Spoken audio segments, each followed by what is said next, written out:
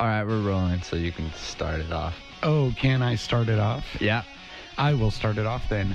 Welcome, everybody, to Punk ass. and Random Heroes Cheeky Shenanigans. Shenanigans. I'm Jesse, also known as Random Hero. And I'm Nick, also known as Punk ass. Also known as Stop Talking When I'm Talking. You know, I'm going to do that shenanigans thing every time now. I like it. Yeah. I can't really use falsetto voice when I'm speaking anymore. Why? I don't know, a combination of years of smoking and drinking and being stupid. Hey, I don't know. when you were a kid, were you Catholic? No. Oh, okay. No. I just thought I remembered you saying you were touched by a priest, but maybe I got that mixed with somebody else. Sorry. No, that wasn't me. I wasn't Catholic. I was raised Protestant Christian. What is that? It's the same. I'll put it this way: you believe the same book and the same principles of Catholicism, but without most of the rigid, kind of outdated dogma that comes with it. You know how they do that prayer where it's like the peace be with you and also with you and all that stuff. You don't do that in Protestant Christianity. It's kind of ignoring the Pope and all that. Isn't Christianity just Christianity? Well, the beliefs are, but the thing about all religions that seems to frustrate people who aren't in them is very true of Christianity too, and that's that there's so many different interpretations of the same material that you get entirely new offshoots from the same Bible that believe the same basic things but go about it so differently. It's almost like completely different religions, you know? Yeah, I just think it's funny how being Catholics, like the rape religion, the stereotypical rape religion, Well, I mean, like if you're molestation, sure. Like if you're gonna be Catholic, to join in, you gotta touch a dick or something like that. That's what I heard. Well, that sounds to be the same thing as Scientology, only in their case, it's specifically Tom Cruise's dick. I would touch Tom Cruise's dick. You would, wouldn't you? I would, dude. Fucking Mission Impossible. All right, everybody. So this is episode 2 of our new podcast. We are going to be covering a bunch of different topics, and today we're really excited. This is being recorded on December 8th, which is a Saturday, but just a couple days ago, the new Avengers trailer was released. Yes, it did, and I'm waiting to start it right now. Oh, so we're going to watch it on our different phones? Yeah, that's what I was saying. We need to, hit play at the same time. That's what I'm saying. It's gonna work. Do this. It's gonna work. This is gonna be terrible radio/podcasting for you guys because we're gonna be watching this on our phone. But what we wanted to do is watch it live so that we could give you guys fresh reactions because I haven't been this excited for a movie in a long time. Yeah. So it should just work at the same time. Ready? 1, 2, 3. Wait. What? Are we doing 1, 2, 3, go? Yeah. Okay. So 1, 2, 3, hit it. 1, 2, 3, hit it. Got it. Okay, ready? All right. 1, 2, 3, hit it. Oh, Iron Man's helmet.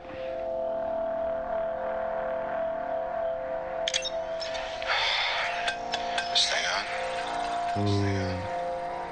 Hey, Miss Potts. If you find this recording, don't feel bad about this. You're getting an echo here.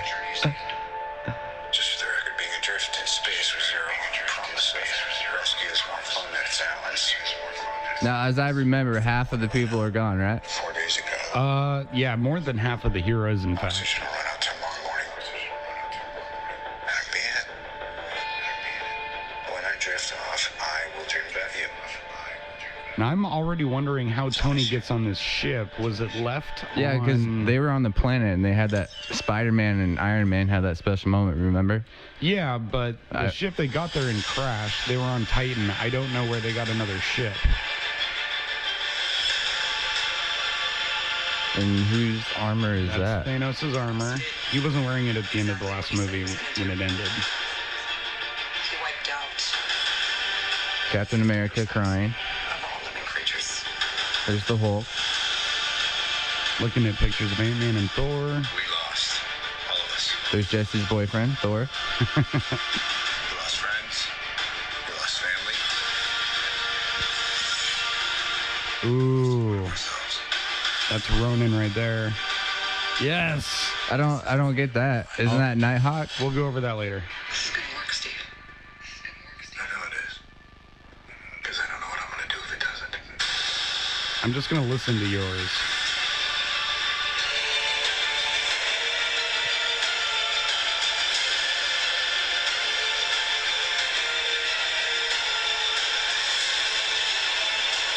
And obviously they named it Endgame. I heard so many different names for it. Is anyone home? This is Scott Lang. We met a few years Ant-Man. ago at the airport in Germany. Got done really big. Is this an old message? Ant-Man, I know you know. I know you know that. It's the front door. That's me. Can you buzz me in? Wow. Paul Rudd is amazing. Yeah. Okay, wow, holy crap. That really doesn't tell us a whole lot, really, though. Like, it's kind of just like a little teaser, I think.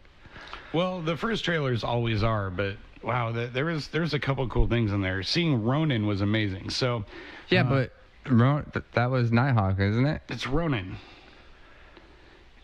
That was Hawkeye. Yeah, that's what I mean. Yeah. Yeah, isn't that Hawkeye? Yeah, but in the comics, and I don't know how close they're going to play this. It looks like the main theory is that his family probably were some of the people that got deleted from time or whatever, and so then he goes off and he kind of creates more of an anti-hero persona called Ronin, which is Yeah, he was in Guardians of the Galaxy, wasn't he?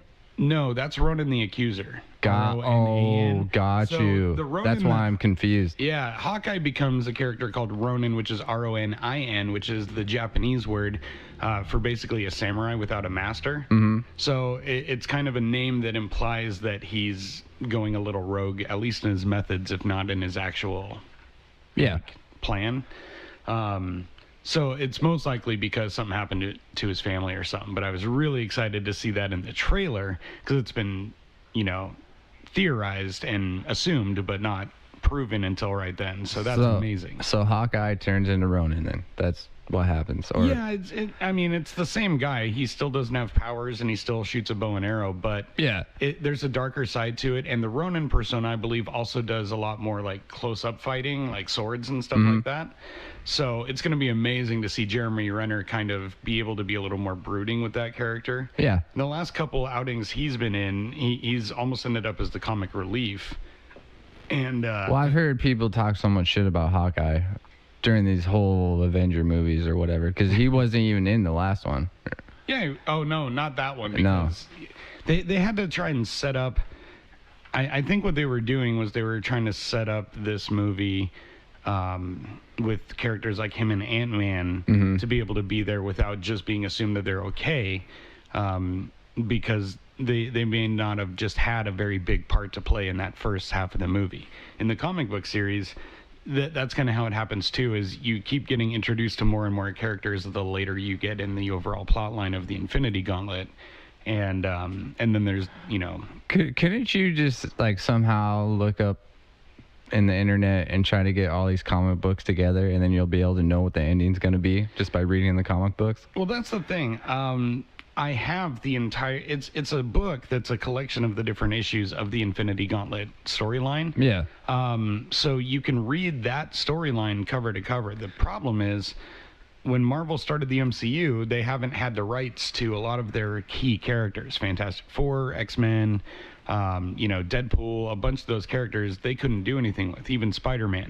So they were making a cinematic universe without 60% of their characters. So they've changed a lot of things. Yeah, doesn't like Sony own some or something? Like different people own the rights to different characters. Yeah, comics weren't doing well in the 80s and 90s, I believe, is when this was happening. And so Marvel was kind of selling off the film rights to their comics just to keep the company going, which did prove to be the right move, because without that, they may have gone under.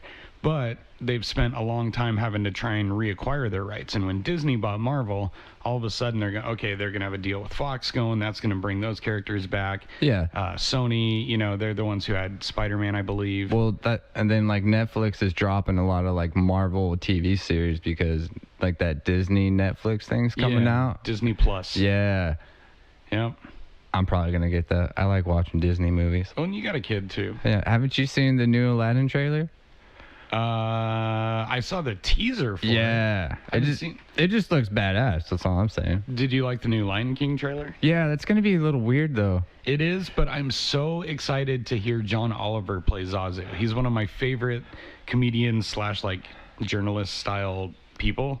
I watched Last Week Tonight all the time, and he's going to be so good in that role. So who is playing Rafiki? Like The Rock or something? Or Kevin Hart? You know it's going to be a black guy. Well, I bet you $5 Rafiki's going to be a black guy. You might be right, but which character is Rafiki? The fucking the baboon. Like the monkey priest? Yeah.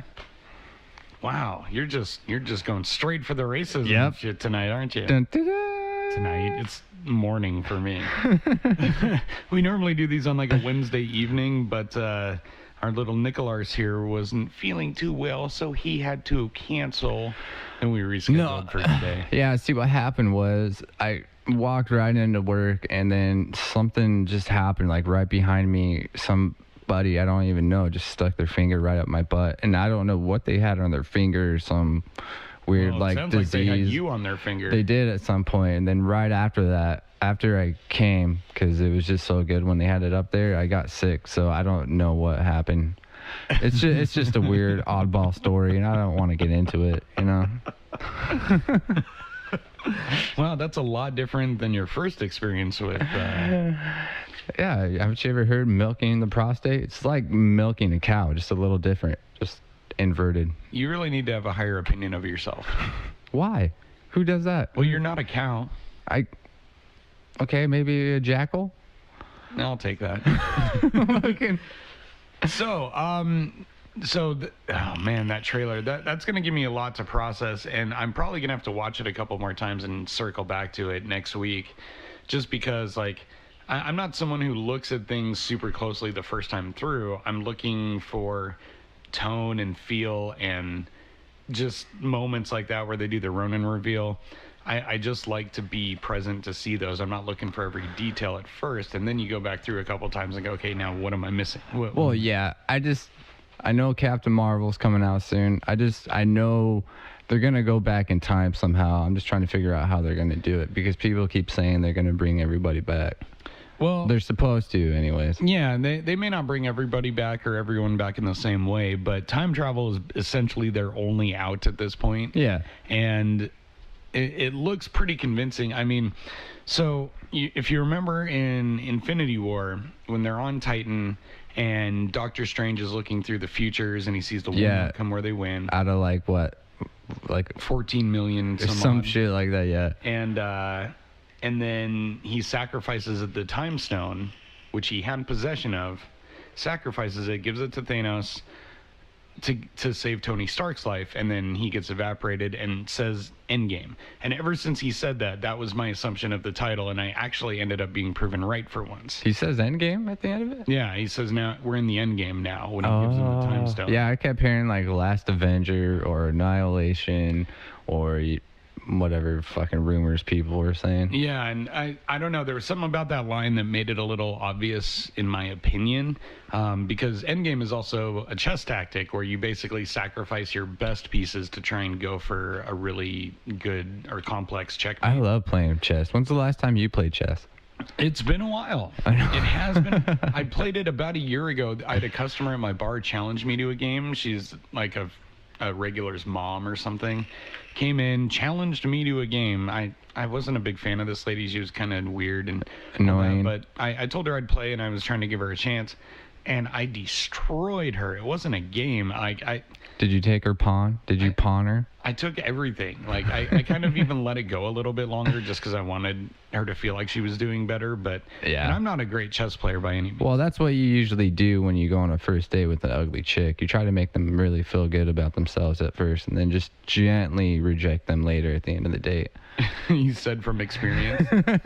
I'll text you later. Yeah, okay. I'm not good at throwing a game though. Like anytime I've hung out with girls, if we're gonna be at a bar and play darts or pool or something, I can't let them win. I can for a round or two I can throw darts and not really try, but I'm too competitive to just let anyone win, let alone a date or anyone else. Like, nope. Yeah, Here's your no, chance for equality. I Beat me played fair and square. fucking Street Fighter with you. Yeah. How'd that go? Yeah, it didn't go very well because you know all the fucking moves and I don't. Nerd. It's not fair. Right here. It's cheating. All right, well, let's step off from that a Yeah, little bit. I want to step off and have you heard? I don't know if anybody knows football, but the Kareem Hunt. Did you hear about that? Yes. Yeah. Kansas City Chiefs, second year running back? Been tearing it up since last season? Yeah, an awesome running back. I don't. And a woman beater. Yeah, I watched the video. I feel like it's not as bad as like the Ray Rice video. Ray Lewis? Ray Rice. Ray Rice. Yeah. Ray Lewis was the one who got out of a murder charge. Yeah, okay. Go Ravens. Yeah, fucking yeah, I saw that. I do get it, but I don't think he should, not play football anymore. Well, I know. yeah. Look, there's a big part of me that agrees on one level, because if you were, like, let's take your job, Boeing. God forbid that you were the type of person to do that. I'm sure there's plenty of them there, but let's just say that you did what Kareem Hunt did. Just like lightly tap her with my foot. Well, let's just say exactly the video. I'm not gonna judge what I saw, because it didn't really look all that clear to me to begin with. Yeah. But just based on what we saw, if you were to do that same thing and then Boeing fired you, that would be kind of shitty. Unless you actually spent like jail time or something, then I could see it. But what happens in your personal life shouldn't necessarily happen in your professional career until you're in the public eye that much. And then that's where being a celebrity or a politician or a sports star or a musician or whatever, you really have to just live further above reproach than anyone else, because people always take things the worst way possible. Anything wrong you do can come back and haunt you in the digital age. Yeah, fuck As we're you, seeing. world. Kevin Hart quit Yeah, I the saw Oscars that too. thing Yeah. a day after he was hired for it, based on tweets he had made a long time ago. I love Kevin Hart. I can You take don't like or leave him? No? He's okay. I think he's fucking hilarious. I don't think he's special I at got into him before he got like really big, and then I saw him take off. I'm like, fuck. And that's No. great.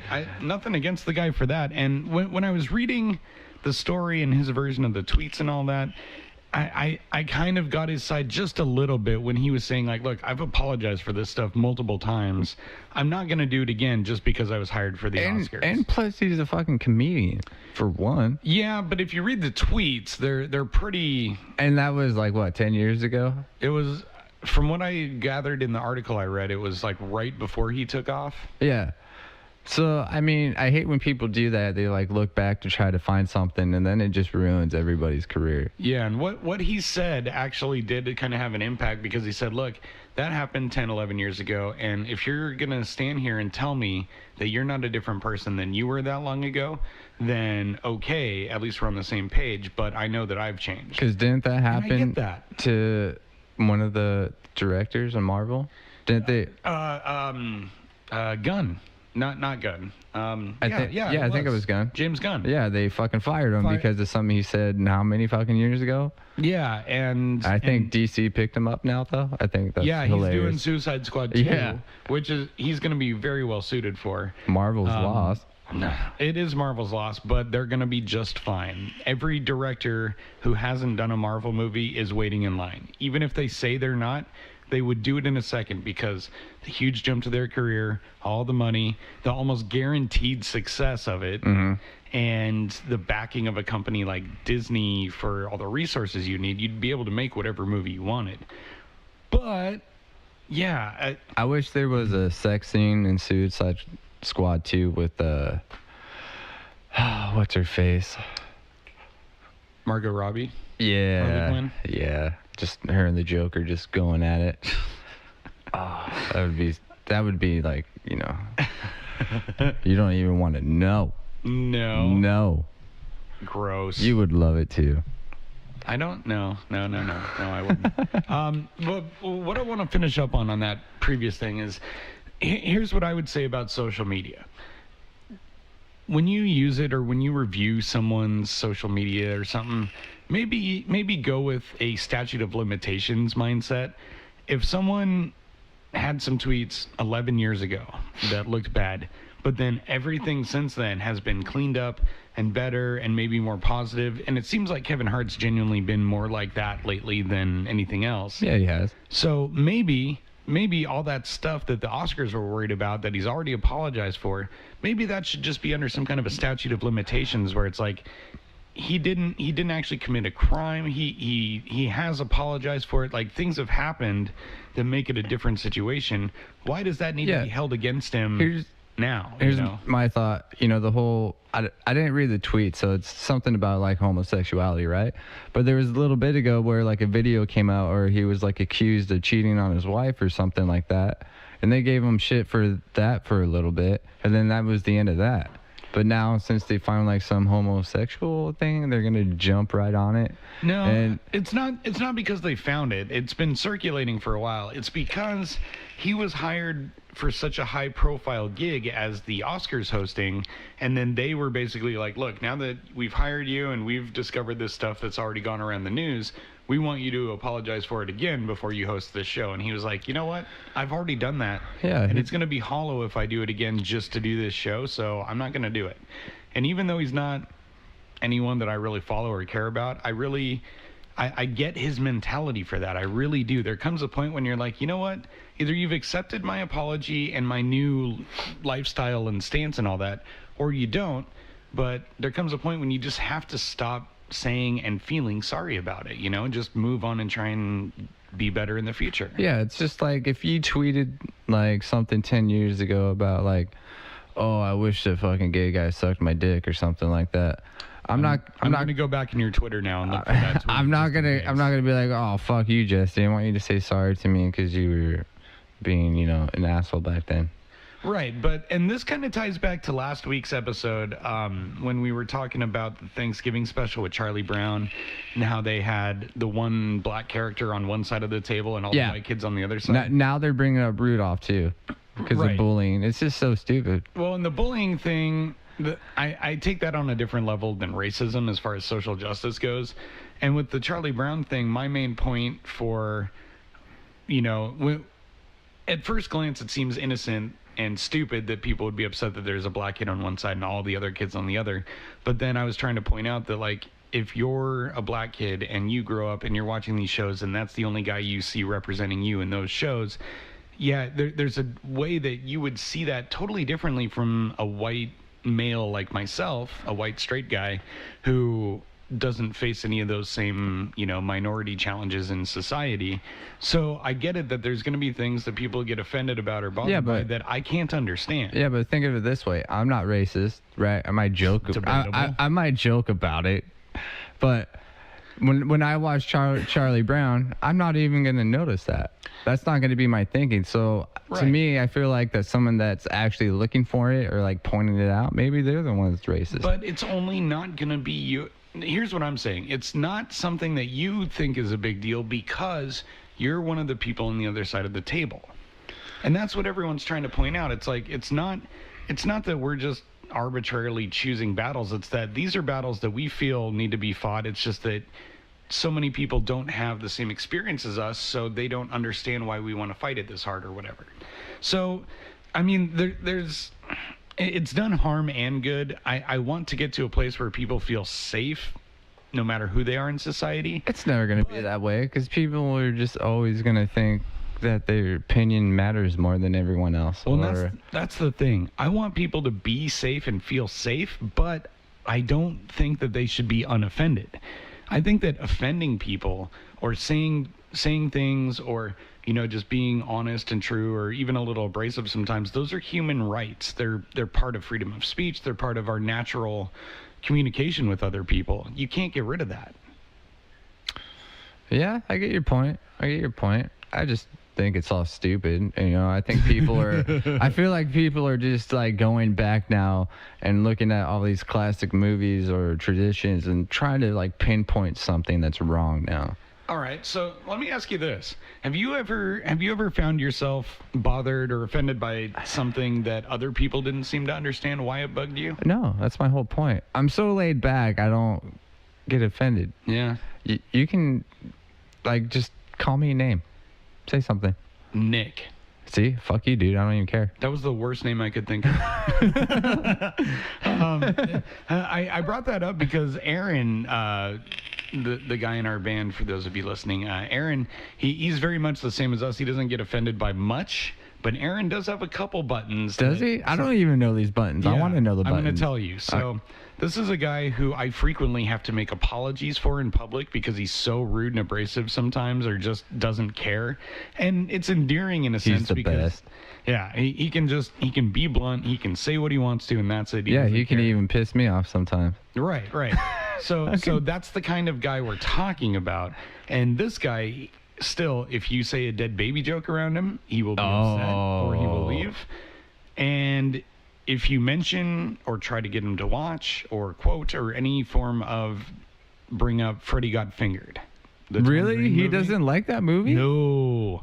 He said Daddy, that's would the you only... like some sausage? Yvette and I quote that part all the time. It's hilarious. But that movie, he said, it's like, how do you phrase it? That's the only movie I've ever seen that legitimately offended me. That's what he said. Well, what is he getting offended about? I don't know. Maybe should he doesn't like seeing horses get jacked off by comedians. I don't know. That's right. Or elephants. I'm fucking Surprise, Daddy, we're in Pakistan.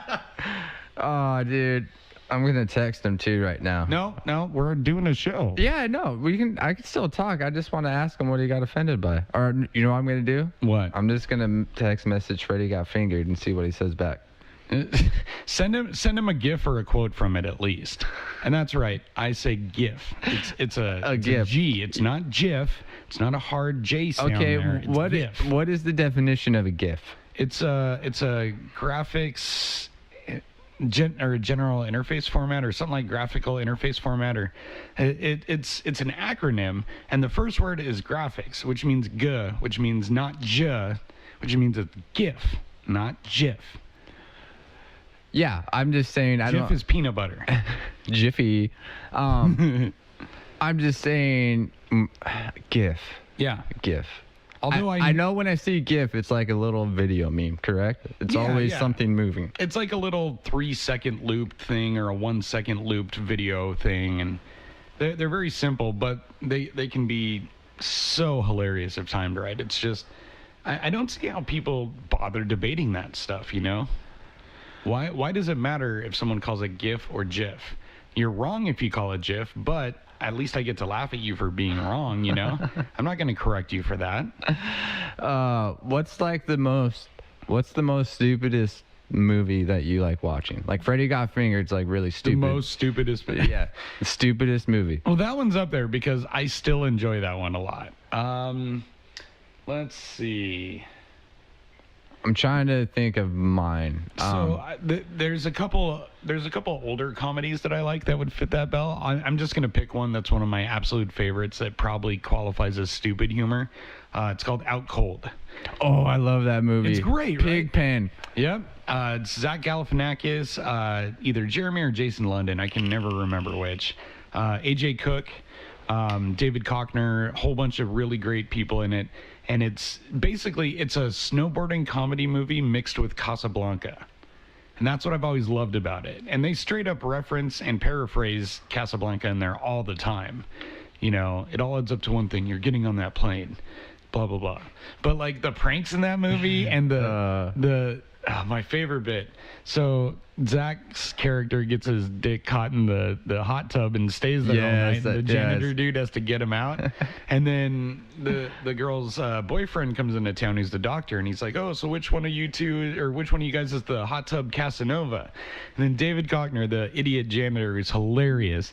Just points at him. He's like, "That's him right there." They call him that because he had himself up in it, you know, loving it strong. I love it when he's drunk and they throw him in the car and they spin the car around. Oh my God, yeah.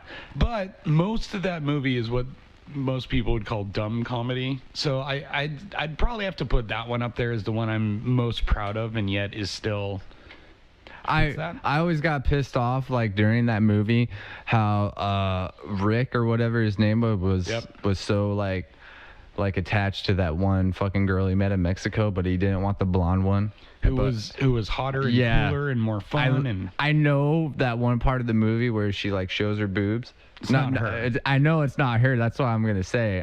I know it wasn't really her because you can't even see her fucking face. And that's the thing. And movies and TV shows do that all the time. And sometimes it's more noticeable, like there, where in this scene they're doing a snowboard race and she's trying to distract a rival. So she opens up her snowboarding coat and all you see is a bra.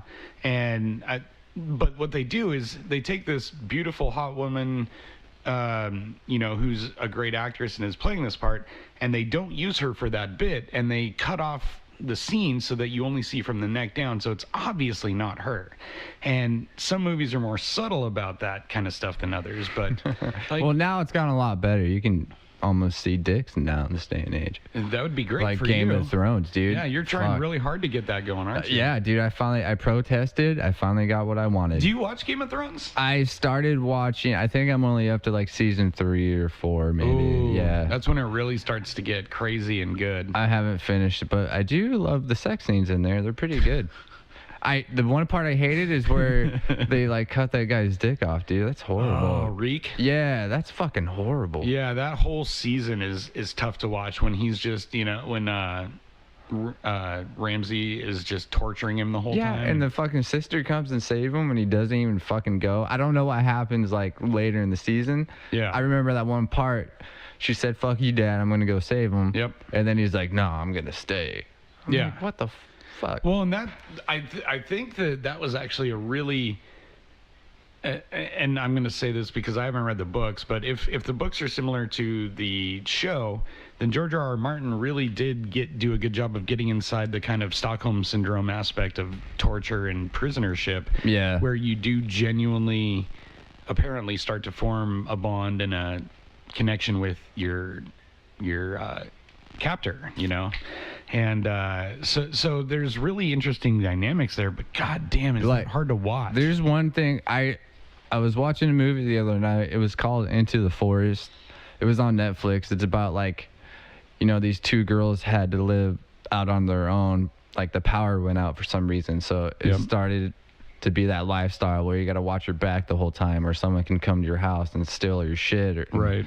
The dad went to go cut a tree down with the chainsaw, and somehow the chainsaw fucking broke, and he cut his leg, and his dad died. So they were surviving on their own. Oh my god. And this one guy comes up through the driveway, and it's just the girl cutting wood because the other sister went out to the woods to get berries, and the guy like starts to rape her. I couldn't watch it. I had to fucking fast forward through the fucking shit because that's wrong to me. Yeah. Same thing when I saw Last House on the Left, the remake. Yeah. And I wasn't sure if I was going to be able to get back into watching horror at all, and then I saw that movie when Aaron and his wife at the time were begging me to do it, and they got to that really graphic rape scene, and it made me physically ill. Oh, speaking of rape, you want to hear my joke now? All right. Yeah. Okay. Wait. So is this a joke that you're working on to actually do for stand up? I don't know, dude. I was listening. I don't know if you know who this is. Anthony Jeselnik. Yeah. He's a comedian. He's done a lot of roasts actually. Yeah. He's really good. Yeah. I was listening to him, and he's always had like the dark humor or the like I don't give a shit. He's a comedian or whatever. Yeah. So I was trying to come up with this little joke because I was listening to him. So it goes like this. I'm gonna start off by like, "Hey Jesse, guess what? What? I had a one night stand last night, and you want to know how I know it was amazing? How? Because she couldn't even see it coming." See? It's a fucking rape joke, dude. It's fucking hilarious. Oh my god. I came up with that shit. That's bad. Oh, dude. I don't know if I would ever use that one. Well, you just put it on the podcast. Well, so I'm just saying. that's your joke now. That's you. You have your name on that. Punk ass. Nick. Punk ass. And then I don't know. You've never seen Dexter. I've loved Dexter. Yeah, I haven't watched Dexter. It's a TV series about a fucking. I don't know. I don't know. I know what the plot. I know what the premise is. So the guy always tries to find bad guys to murder because he has to get it out of the system or whatever. Based on crime scenes that he's coming across, and he only kills killers. And I started thinking about this the other night. I was thinking about what if there was like a couple watching, Dexter every Sunday night, on Showtime because that's when it came on. And they would always tell their kids to go do something else or go to bed because, they can't watch it. And I started picturing, like, what if a kid was like sneaking around and actually watching the show, and the parents didn't notice. And then they fucking walk into the kid's room, and the kid has like his stuffed animals like lined up, fucking like watching, and then he has like a teddy bear saran wrapped, you know, at the table like he would do in the TV show, and he was like recreating the scene in the movie. So you're saying, like, what if a child saw that and started recreating it? Yeah, and the parents come in and be like, "What are you doing?" And the little kid's like, "Oh, Mom, Dad, you don't know what this teddy bear did. He's fucking raping these other fucking teddy bear animals, and you know, here's the teddy bear animals that he fucking raped. Now they're gonna fucking watch me kill this teddy bear." I'm just trying to come up with something like that, but like in a funnier way. I don't know if there's a funny way to say what you just said, because that sounds very disturbing. That's my whole point. It would just be funny, like walking in and be like, "What the fuck are you doing?" That would be the darkest sketch comedy show of all time if you were doing. Maybe damn. with this rape joke and Dexter thing, maybe I'll just be like a dark comic. You know what I mean? Do you have jokes that are non-rapey? Nah, not at the moment, no. All right, well, you put yourself out there, and I don't want to be completely clean-hands in things like this, so I'll give you one of my bits that I opened with the second ever time I did stand-up, and it fucking killed. And then I did it again when we were playing a show for, like, an audience of, like, 10 people, and it killed the room. Like, no one laughed. So I've gotten mixed reviews on it, but people seem to generally like it. It's offensive, but it's a good bit, I feel. So okay, I'm ready. So I get up on stage and I go, all right, I'm new to stand-up comedy, and the first time I did it at open mic, I learned that if you're a male comedian, you have to tell a penis joke. So I've written a penis joke, I'm going to tell you, but luckily in my case it's short. And that joke is, I am black from the waist down. And if you think that means I have a big penis, you're a racist. All that means is that I stole these pants. Oh, that's right. Yeah. I did see that one on the video. Yeah, I laughed at that one. I thought that was good. How'd you come up with that? That was the first actual joke that I wrote after I decided that I wanted to force myself to do stand-up, at least at an open mic. So I sat around and what I was trying to do is I was looking at common phrases like black from the waist down, which is a douchey thing to say because all you're saying is all black guys have big penises and I'm a white guy who has one. Okay, have you ever seen a black guy not have a big penis? I don't look at him a whole lot. I'm just... Okay, all right. I'm just setting up the stereotype. And so what I was trying to do is I was looking for phrases like that and then trying to undermine the implied joke by giving it a different one. So instead of being like, I'm black from the waist down, meaning I have a big penis, that's where I want everyone's mind to go. And then I take it over here and make it like a racist joke really quick. And I love doing that. It's kind of a subversion tactic to where you want people to feel comfortable in your setup so that you can actually surprise them when you do a unique punchline. Yeah, I was surprised. I thought you were going for a dick joke too, and then you turned it around and you said pants. Yeah, the whole bit only works because you set it up as a penis joke the entire time beforehand, and then right when you get there, that's when you just give them the curveball. And when I wrote that, I was like, okay, I can open with this. That would be good.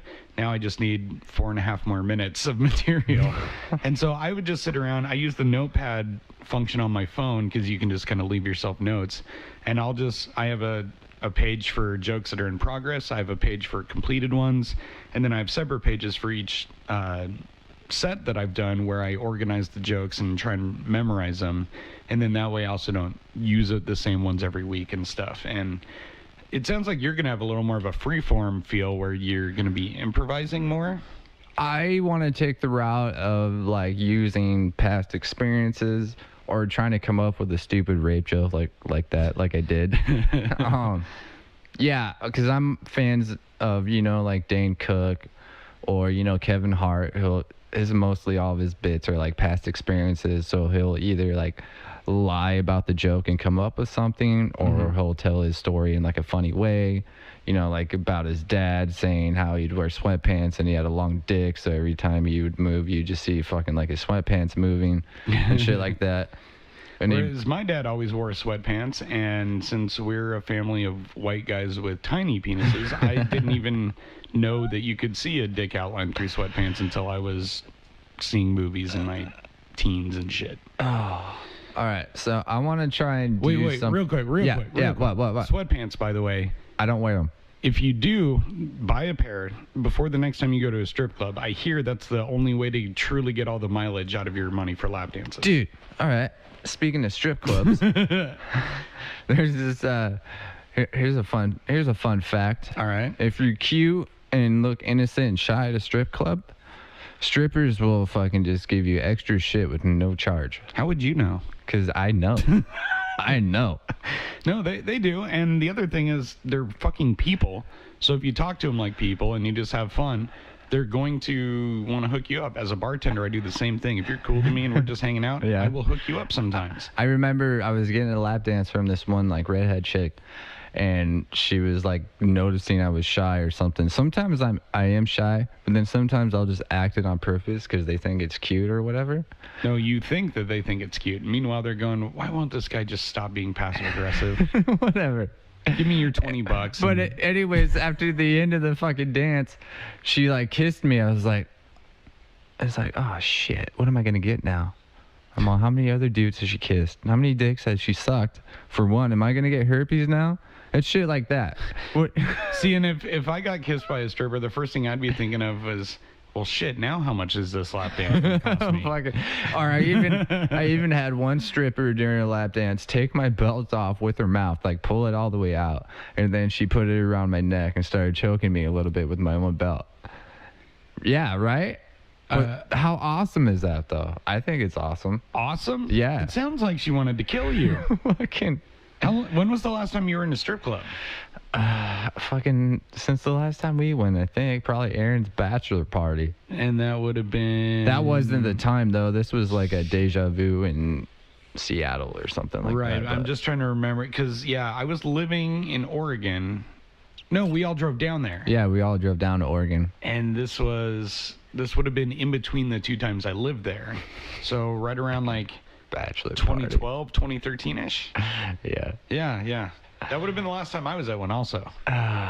For one thing, in Washington State, you can't have liquor in those things. No, but if you sweet talk the strippers, they already have liquor in their drinks, and they'll let you drink some if you're nice to them. How would I know? I don't know. Well, the only times I've been to a strip club since I was like 18 were in Oregon when I lived there or when I was taking guys down there. And every time I was there, it was for a function. So I did 2 bachelor parties, and I went to a strip club once for a buddy's 21st birthday. Those were the only times I'd really been there since I was like 18, 19. And in those days, I kind of went frequently because I made decent money. I didn't have a lot of bills. And Yeah. I genuinely thought that they liked you if Hey. they were hanging out with you there. I didn't realize it was a hustle, you know? Hey, Vet. Yeah. Do girls like to take it up the butt or no? I was just trying to get a girl's, perspective of this. I think that's a personal preference. Oh, it's a personal preference? Okay, I thought it was just every girl liked it. My bad. Okay. Okay, carry on. Put her on the spot. Yep. I texted Aaron this, right? I haven't gotten anything back because usually he's pretty much always on his phone. Are you reading texts on? No, it's not a fucking text, but I sent him, I just want to show you the picture that he sent because we were talking about Freddie got fingered on the podcast. Yes. I sent him this picture right here. Which is Freddie from the scene where they're in the therapist office, and he moves his finger just long enough to realize that he's about to accuse his dad of fingering his brother. I sent Aaron that exact picture, and I have gotten nothing back yet. Gee, I wonder why. Maybe what I'll do, I'll just start downloading other pictures, and I'll send him one of like Freddie jacking off the whores. Not Freddie, Tom Green. Let's just You know what's crazy to me about Tom Green? How he was married to Drew Barrymore, even though it didn't last long. Yeah, I want to know when what that movie was made. I want to know what Drew Barrymore was think. fucking thinking for one. Dude, Tom Green is funny. Girls love funny guys. Yeah, but there's funny and there's like over the border fucking. I feel like Tom Green's like trying to be funny the whole time you're in a relationship with him. I would doubt it because I've been known my whole life as being fairly funny, whether I wanted to be or not. Like, even when I'm trying to be serious, people usually find something funny in it. And there's a frustration of that to where when you're behind locked doors and people have been laughing at you all day, like, you kind of need to recharge and realize, like, okay, they're not trying to be dicks. They're not trying to ignore that you're a real person. It's just that this is what you're known for. But meanwhile, you're like, will one fucking person take me seriously? Anyone? And maybe she was that. Or maybe she was every bit as crazy as him and having fun, and they just had a wild, nice, fun fling in marriage. And it ended it pretty quickly, didn't it? It did. Speaking of Drew Barrymore. Yeah. If you could be... If I could be what? Fucking Matt Damon. A unicorn man. Fucking, if you could have a one-night stand with one actress, who would it be? A one-night stand with an actress? Yeah, if you had like if there was one wish you could have a one-night stand with one of your actress crushes, who would it be? I already know mine. You already know yours. Yeah. And so are we just talking like it's just for that night? Yeah. Okay. Just like a dream night. Just a dream night with the actress you've always had a crush on. I mean, there's plenty of actresses I like for different reasons. There's plenty I find hot or beautiful or whatever in different ways. But if we're just going with one night, nothing else after that, bare bones, that's it, I'd have to go with Scarlett Johansson. Ooh, that's a good one. I would just have to. Yeah. Not that would ever happen, but I mean, if I had, how some relationships have those free pass. If my girlfriend gave me a free pass, it would have to be for her because A, it would never happen, and B, I'd have to get a high five if I ever did make it happen. You know what I mean? Who's yours? Mine would be, it doesn't even matter how old she gets. It would be Jennifer Aniston. All right. That's always been mine. She is a great actress.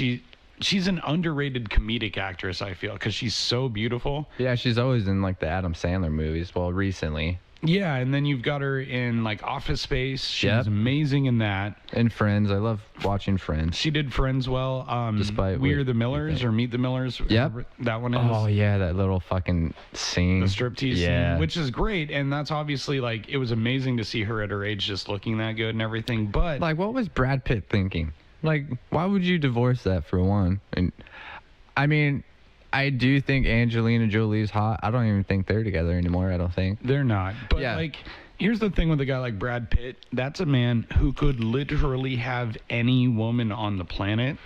If he walked in to my parents' house and told my stepdad that he wanted my mom, he would just give it up. That's what would happen. Dude, Brad Pitt would be the fucking Cortez of ladies. He could walk in and take it. So when you have that power, when you can bang anyone, you do genuinely get the opportunity to suddenly look for personality. Would you bang Brad Pitt? Well, I mean, I'm actually, not gay. You know what? I would bang him with you. I'm not gay, but that's a guy that I can tell you as a completely straight man, he is a gorgeous man. He is just like, he's a stunning specimen physically. He is an amazing actor. He's also very funny, and like his performance in Inglourious Bastards was incredible. Yeah. So good. And, I've loved all his movies and stuff. I'm not gay, but I mean, I think if I had a couple drinks and some pot, I could at least make out with him. I've kissed dudes for less than that, and they did not look like Brad Pitt. You know what's funny? Back in the day when I was, a teenager and like really close with my best friend at the time, we used to have like masturbation competitions. What? You've never done that? No. See who can like fucking come first and win? No, when you're a dude, the race is the opposite direction. You never want to be first. Yeah. Unless you're playing Toast. Toast? What's Toast? You don't know what Toast is? No. This is one of those disgusting things that I hope has never happened, but everyone's joked about. So you get a group of guys together and they're standing in a circle and there's a piece of toast in the middle, and you all have a little race, hand crank style, and whoever the last guy is to bust on the toast has to eat it. That like brings me back of like, Cookie, many other names too. You know how like people would be like, oh, watch this video, blah blah blah. Like there was like two girls, one cup. Yep. There's this one. It was called like the cum omelet. I don't know if you ever saw it. Have you heard about it? Nope. Anyways, I was like, it was like a guy at work. He was like, yeah, fucking try to watch it. I found it and I tried to watch it, dude. It's just so gross. It's just like a girl getting a bunch of guys to come like in this like measuring cup, and then she like fucking cooks the cum like an omelet and eats it, dude. It was so gross. Oh, yeah, it was so what? gross. Yeah. She cooks it? Yeah, she cooks it. It's so gross, dude. Ugh. No, I'm fucking. Oh my god. Oh Jesus. Yeah, I could never even finish watching Two Girls One Cup. I've got to be honest, I've never seen it. From context, I know what happens and I know how bad it is. You're not gonna make me watch it. I'm never gonna see it. Yeah, but I got to the part where she like, it looks like she's shitting in the cup, but like it looks like ice cream coming out, dude. I don't know. I didn't. Ugh. Yeah. All right, we're gonna just blow right past that, but not too far because it reminded me. I have this really good friend, Sky, one of my best friends. Known her for like 16 years now. I've met her a couple times. She's great, super funny. When I met her, we were both working at Papa John's as delivery drivers at like age 19, you know. And so she'd have these house parties out at her place in Arlington every now and then. And we're talking, 100 plus people, keg, that kind of stuff. I've always wanted to go to those parties. They were great. I was never invited. I wouldn't have invited you. I know. But she had this ongoing collection of like the funniest porns that you could find on VHS in those days. Like she had one called She's My Brother. And it's a porn. And there's like 3 different things that are wrong with that in 3 words of the title. And then another one was like 87 and still banging. And so she'd have these wild parties owning these really ridiculous and disgusting porn tapes. And they would just be playing in the background during this raging kegger. Seriously? Yeah, and people would stop in the living room and kind of watch for a few minutes and crack up laughing, and then they'd walk away. And like, obviously no one was getting into it, I hope.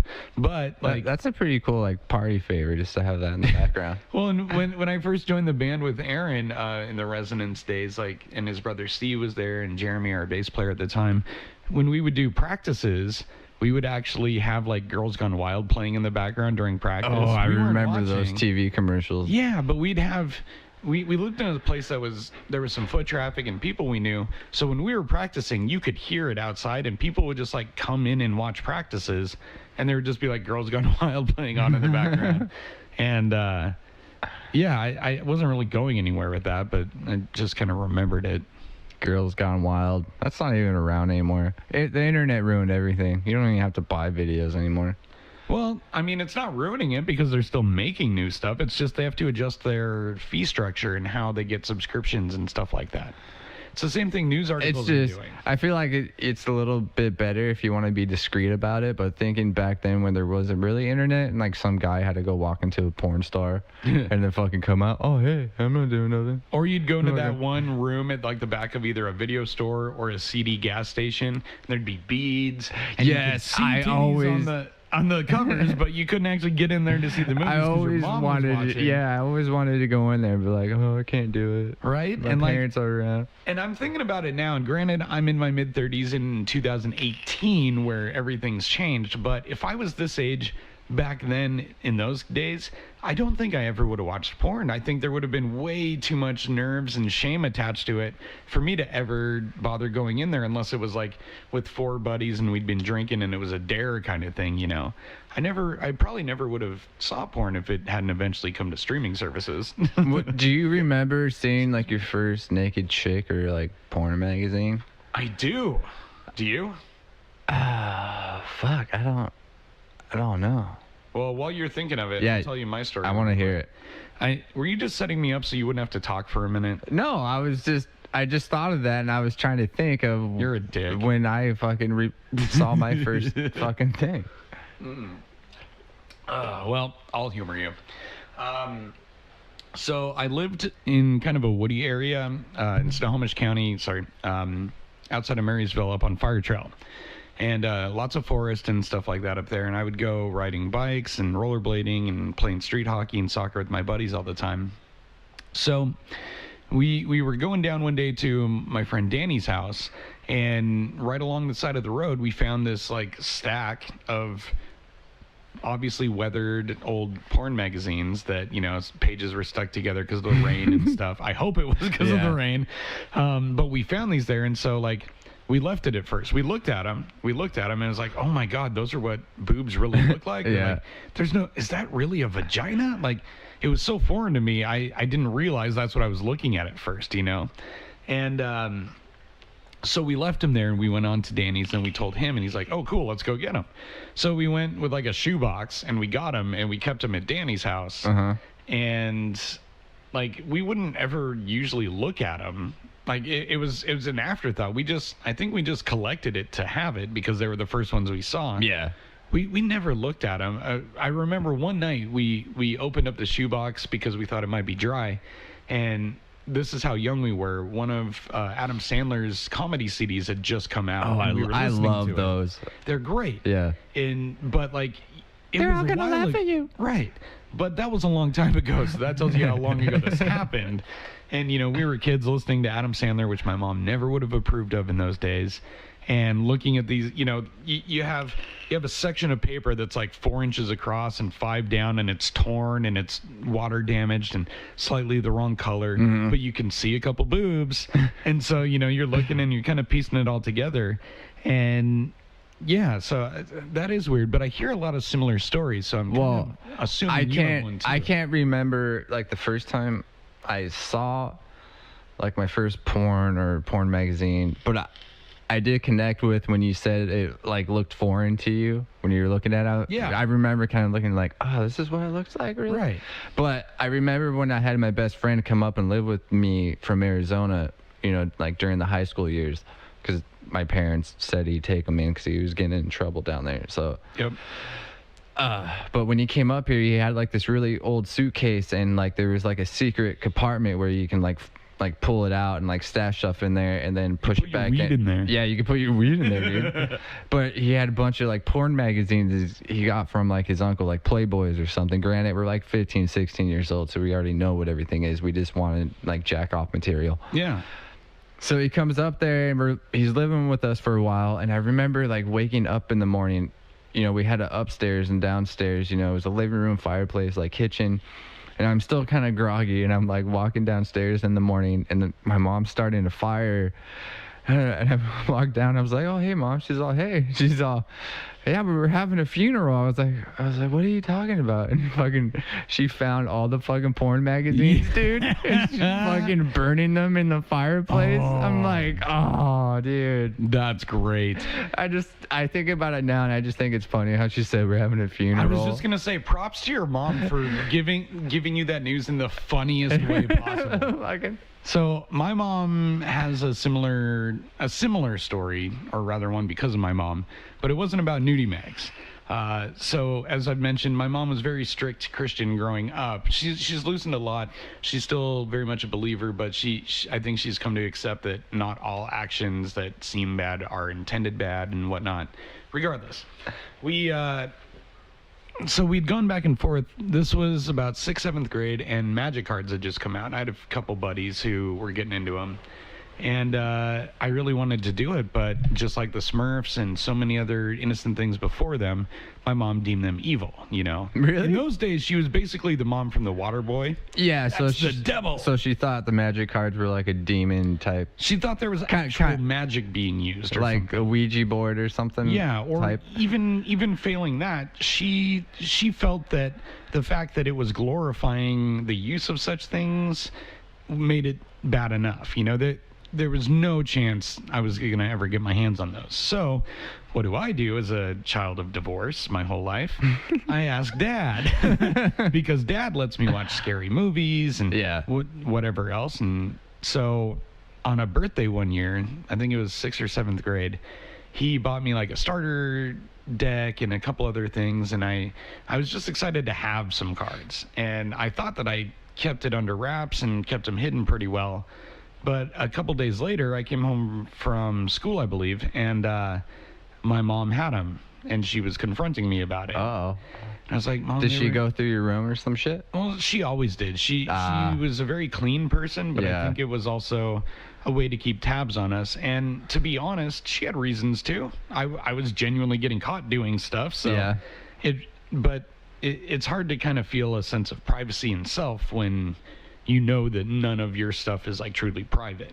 So anyway, so she found these cards, and it wasn't cheap. We're talking first edition Magic cards and starter decks and stuff like that in those days. You were spending. My dad spent $100. Probably. How old were you when you got into it? This would have been like 12, 13. I probably, because you're a little bit older than me, but when I was like around 8, 9, 10, 10ish or whatever, I was getting into like Pokemon cards. Kind of different. Yeah. And I missed out on Pokemon cards until later in life when Mark, the guy from the league, he showed them to me, and it's a genuinely fun game too. I don't collect them, but it was fun. But so my mom found these Magic cards, and I was just begging her. I was like, Mom, these were a birthday present. They're not evil. All my friends play them. Yeah. It's innocent. Can I please just, be fine with this? And not only was she not going to back down from that, but she made me be the one to burn them. No. Yes. So that's even worse. Yeah, I had to stand there and burn my own birthday present.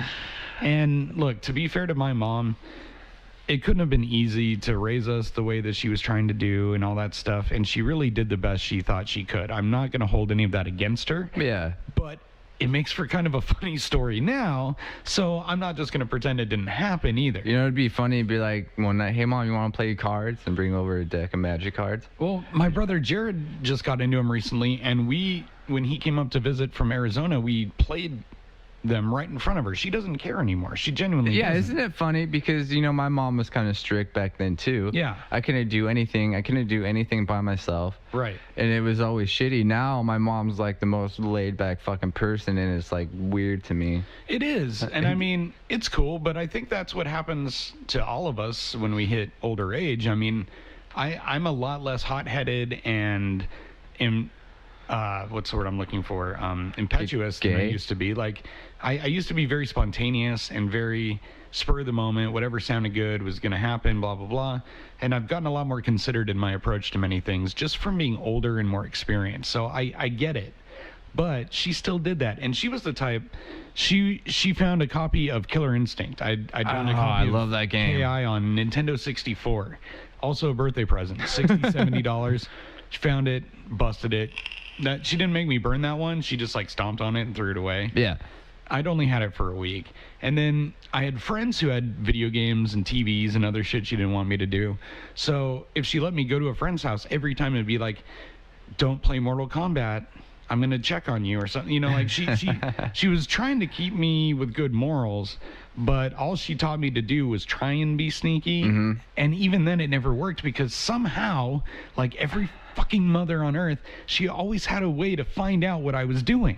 Isn't that crazy? They always fucking find out something. Yeah, I'm beginning to think that she can like what's the word in Game of Thrones? Warg or whatever, into like animals to follow me around, and maybe I just missed the rat running behind my bike. I always had to like buy the edited version fucking CDs because I was never able to listen to cuss words or anything like that. Now, like imagine I'm like I think I was 13 years old, and I was just getting into like I was getting into Blink-182, which made me direct to like other different music genres. Yep. So like I was getting into like the new metal stuff, like Papa Roach or like Korn, and shit like that. Now just imagine having to buy like an edited version of like the Limp Bizkit record. I don't have to. I've had to do that kind of stuff before many times. And it was the album where he would say like fuck a bunch of times in that song. Break stuff. It was one of those songs, but like if you buy one of those fucking CDs edited, like every other word gets fucking bleeped out and it just ruins the whole song. It does, but on the positive side, it effectively cuts in half the amount of words you have to endure hearing Fred Durst sing. I like Limp Bizkit. I grew up on listening to him. So okay, what was the first not record or tape or anything, but the first CD that you owned? Fucking like as a kid, I kind of remember. Oh, dude, this is embarrassing. I remember when my dad took me to the fucking record store, and the kind of one that I remember buying was the Aqua CD. Aqua's in Barbie Girl? Yeah. Oh. I remember buying Aqua. I remember getting Marcy Playground. Okay, that's a mitigating one. That's I think decent. I bought Chumbawamba once. Chumbawamba. Yeah. I get knocked down. And then I remember, like, my dad having to, like, drive me places, and I'd play, like, the Aqua CD. And now that I'm older, thinking about it, like, what he was thinking, having to listening to that record, dude. Fuck, I hate my kid. That's what he was thinking. But you remember back then where you would get that thing in the mail and it would be like, get 6 CDs for the price of one. I used to do that. I did too. And not pay for it. Columbia House or yes, whatever. That is, yeah. So that's how I got all my unedited fucking records, like Blink-182, Korn, Follow the Leader. I got it through there. I did the same thing. It did kind of... I got a somewhat funny story out of the deal. So in the first batch that I got, this would have been junior high for me, so I don't know, 97 or so. And I got like 12 of them with their intro special for like $1, and I never paid that $1. But I got 12 of them, and one of them was the first album by Third Eye Blind, who were huge at the time. And all I had ever heard when I got the record, like before I actually received it, I'd only heard the radio versions of like Semi-Charmed Life and Jumper. Mm-hmm. The radio edited versions of those songs are fine. The unedited album versions of those and every other song they do are very different. Is there cuss words in the song? Yeah, and the best part is, so they'd come to pick me up at a buddy's house, and my mom had just gotten a new van that had a CD player in it. So I was like, hey mom, I got these new CDs, do you want to put this one on? I'm totally bluffing, don't know what I'm talking about, but I'm telling her like, no, all the lyrics are fine because all I've heard on the radio is edited lyrics. Mm-hmm.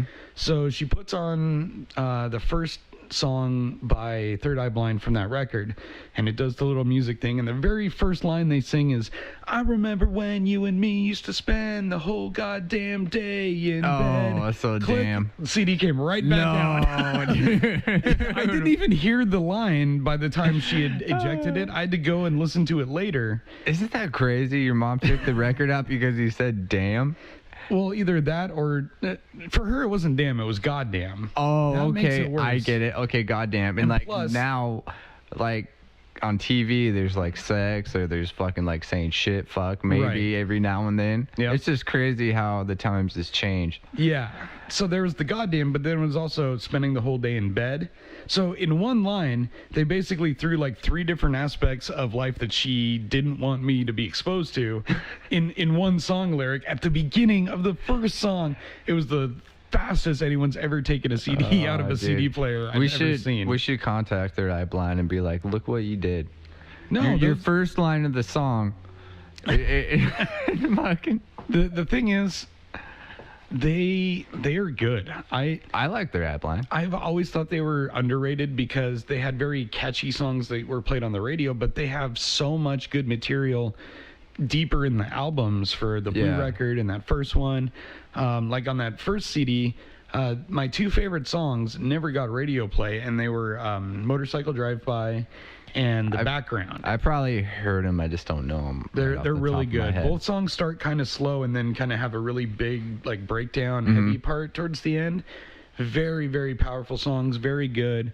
The Background especially is just a good one where the singer, you know, he's taking you through a situation where if you don't live in New York, you don't necessarily know exactly what he means, but he's describing it so well and so not trying to be flowery about the language, just like being raw and real, that it was refreshing. Like, I know exactly what this guy's talking about. I don't have to try and interpret it. And then, I know what he means. And then because, you know, I had an older brother, he was into like the gangster rap shit, like NWA. Wade was? Yeah. Right. Always. So I remember when I was around him, I'd get to hear some kind of, you know, cuss words and shit like that. And for the longest time when I was growing up, my mom would never want me to hang out with him, like by myself. But I remember, I don't know how I found it. I don't know if my mom just had it like in a box or storage because, you know, he wasn't living with us anymore. But I found his Eazy-E cassette tape. and it had one of my favorite songs on there, and it still is till this day. It's called "Merry Motherfucking Christmas" by Eazy-E. Oh, I haven't heard that one. You haven't heard that No. one? Oh, dude. Is that your favorite Christmas song? Yeah, it is. It's like the most gangsters Compton fucking Christmas song you can ever fucking think of. Interesting. I'm going to check that out. Yvette showed me one I hadn't heard of last year around Christmas time that Corey Taylor did, actually. So I set up a Christmas playlist of all these alternative do you? Christmas songs. So it's called XM $$ by Corey Taylor. Super good. Blink 182, Won't Be Home for Christmas. Yeah, I like that one. I always love the Trans-Siberian Orchestra, Christmas Eve Sarajevo. But my favorite, this might surprise you, my favorite Christmas song of all time, still to this day, is the very first... It's Mariah Carey, isn't it? No, it's the first song, and it's the first version out of 2 versions on the same record done of Little Drummer Boy by Jars of Clay. So they do a 5-song like Christmas EP where they do Drummer Boy, which is amazing. That version of that song is so good. And then they do a couple of their other songs, and then they do a remix of Drummer Boy. It's not the remix. That version's okay, but nothing special. But that first one, God, that must have come out 20-some years ago maybe, and it's still my favorite Christmas song. Besides of all that, time. what's your favorite Christmas song? Like just like old past Christmas song? Because mine's "Baby It's Cold Outside." Is that the one that has raised the big stink lately? Yeah, and fuck that. They're being retarded again because the chick says, you know, what'd you put in my drink, or what's in this drink, or something. So now people are trying to say, oh, the guy's like roofing her or something, or can't they look at it and be like, oh, what kind of alcohol did you put in here? Right, and that's what it is. Like, I mean, every time I've seen something like that where it's clearly meant to be innocent, but they're taking it the wrong way, that's when I start to be like, come on, you guys, just stop. You know, you're going too far. I don't know firsthand if that's how that song plays out or whatever, but if that's the exact line where it's like, Yeah, you know, what'd you put in this drink? I think what's in this drink or something. What's like in this drink? Yeah. I get asked that question like 1,000 times a day at work. Yeah. If I make drinks for someone at home, usually they'll ask like that. That's a very innocent, basic question. This world's just becoming maybe not the world, it's America that's just turning into a pansy, I think. I don't know. Everyone's getting so uptight and so butthurt. It's just ridiculous. Well, These that's why I like these to- millennial kids would never be able to survive like in the 80s or the early 90s or even the fucking 70s. see, and that's why this show and the format we decided on appealed to me so much, is because there's a half of me that totally agrees with wanting to shut down things that are like offensive in such ways that it could be damaging to people. There's plenty of that stuff out there. I always want to be there on that, and there's part of me that always understands why people might be upset about something, and I try to have empathy for that. But there's also a part of me that recognizes that art takes many forms and doesn't always have to be non-offensive. Yeah. And that people's sensibilities are not always going to be equal. So just because that bugs one person, if it doesn't bug 99,999 other people out of 100,000, then that's meaningless. That one person's sensibilities telling them to be offended over something in that context doesn't give them any power to change the situation, nor should it. I want people to get offended because I want them to say a comment or say something, and then we can, you know, discuss it over the podcast. Right, and that's what I was going to kind of get to when I was bringing all that up about our format, is like there's points that we make here that are serious and real that I really think need to be made.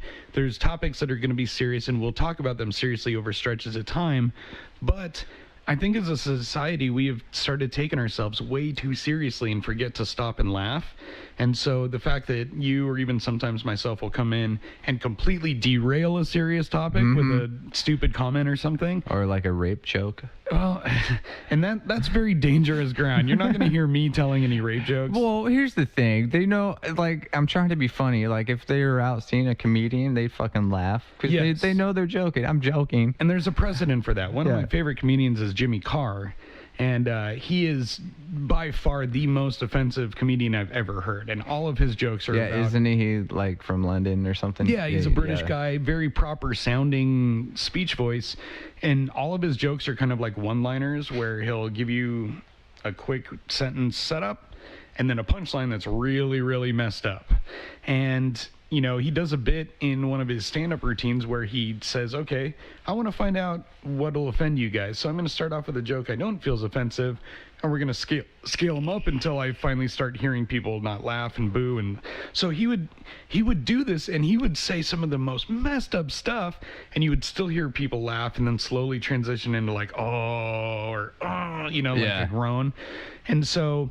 There has to be room to joke about pretty much anything to an extent, because I genuinely feel that is how we heal about stuff. When my dad died in 2013, that was very, very strange for me, and it's taken a long time, and I'm still not... You'll never be fully over that kind of thing. But if hold on. I just want to finish this thought and then interrupt me.